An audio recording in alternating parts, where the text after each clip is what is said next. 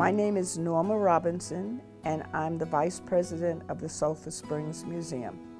The mission of the Sulphur Springs Museum and Heritage Center is to cultivate and preserve the history of people coming to the springs for the healing waters. That was the big attraction for the Northerners to come. Also, this was an entertainment center before Tampa really grew. What you found here was not only the spring, and I love telling the story to kids that, hey, we had a 40-foot water slide before Busch Gardens. They had an alligator farm.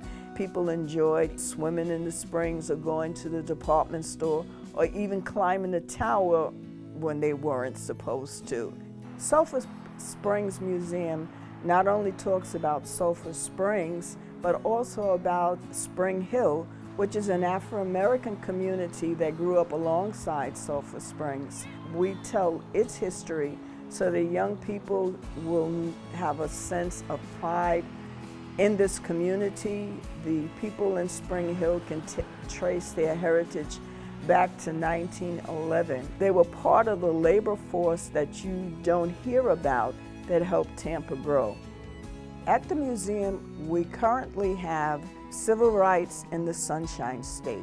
It is a timeline from 1800 to the present time of the civil rights movement within Florida.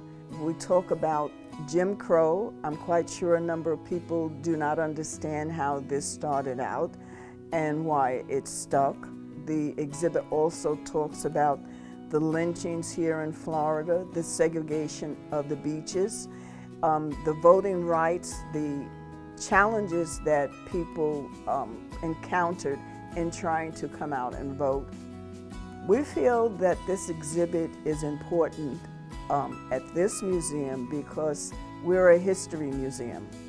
And we want to tell the history not only of Afro-Americans, but of America and also of Florida. It's information that our young people need to be aware of. There are so many incidents around not only the country, but here in Florida that where civil rights have been violated. I think this exhibit brings to mind that, hey, some of the struggles that your parents, grandparents went through, what would you do or what would you have done in this type of situation? Civil rights, people just think in terms of voting. However, it goes further because you have problems in housing, politics, education. And Sulphur Springs is a neighborhood in transition. It was a place, had a good reputation, and then it got neglected.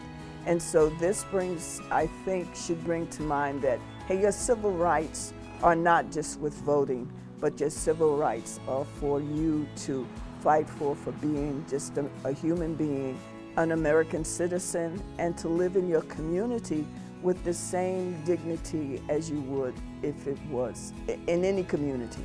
I'm very excited about this exhibit. It has so much information that I have forgotten about. My parents lived through some of this, and so I'm really excited that for those who visited, their memories will be jarred, that will bring to mind that what is happening is not new, but it's something old that has been going on. And we need to talk about things in order to rectify and make things change.